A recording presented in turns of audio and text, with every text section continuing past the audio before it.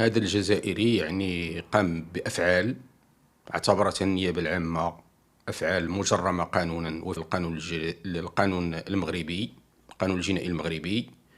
وفعلا يعني تم تقديمه أمام السيد وكيل الملك الذي قرر متابعته وفق القانون الجنائي المغربي، وتحديدا مقتضيات المواد 483 من القانون الجنائي التي تنص على معاقبة الفعل المتمثل في الإخلال العلني بالحياء.